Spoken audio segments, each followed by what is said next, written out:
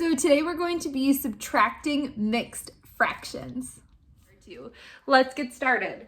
So this time I have 2 1/4 take away 3/4. So this time I have a mixed number take away a fraction. So the easiest way to do this is to take my mixed number and turn it into a fraction. If you remember from last week, the easiest way to do that is by multiplying the whole number by the denominator. 2 times 4 is 8. That gives you the numerator for a fraction. The denominator will always stay the same. Then I'm going to add the fraction part of my mixed number.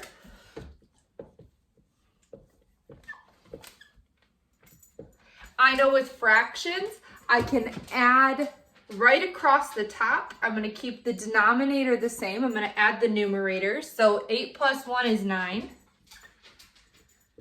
My denominator is 4. So I know that 2 1/4 is equal to 9/4. If you don't quite remember how to do that, I'm going to link last week's video below so that you can take another look at it. But let's keep going with our problem. So now I know that 2 1/4 is equal to 9/4, and I'm trying to subtract 3/4. So I'm gonna rewrite my problem using my fraction instead of my mixed number. So let's try 9/4 take away 3/4. Now, all I have to do is subtract my numerators and I will keep my denominator the same. So I'm gonna go ahead and scoot that 4 right over that denominator. That 4 is not changing. 9 take away 3 is 6. My answer is 6/4. I can also take my answer and turn it into a mixed number if I want.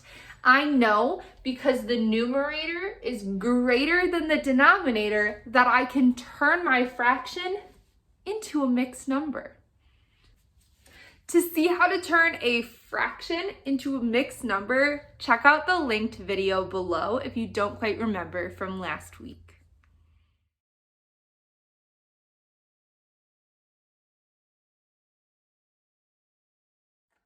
For the final example, follow along on a whiteboard or on a piece of paper. Now, for this example, I'm going to use something that I know that every single one of you are familiar with, and that's a box of crayons. Now, I have a 24 pack of Crayola crayons, brand new, so I know that there are 24 crayons in here. So I know that I can break up each box or each hole into 24 equal pieces.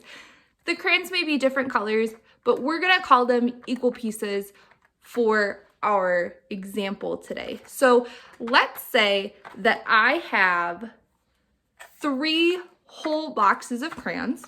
So that's gonna be part of my mixed number. And then I also have 16 out of 24 in another pack of crayons. So that pack of crayons is not complete. But this is my fraction, 3 16/24. Now, that seems like a really big number, but the process is always going to be the same when we're subtracting fractions. It does not matter how big the numbers are, it is always going to be the same. So, let's say that I'm going to give away some of my crayons. And that's gonna be where we subtract.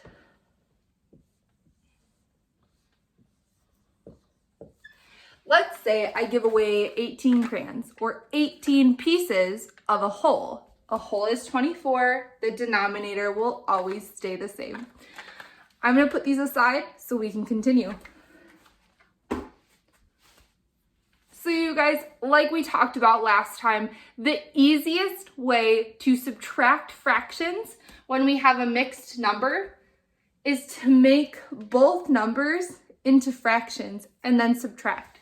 So in order to turn this mixed number into a fraction, first I'm going to have to multiply my whole number by my denominator. That's 24 times 3. That gives me 72. So I have 72 24ths plus 16 24ths, because remember, once I get that number, I have to add in the fraction. So 72 and 16 gives me 88. So my fraction is 88 24ths. And now I'm going to rewrite my subtraction problem to show what I'm actually subtracting.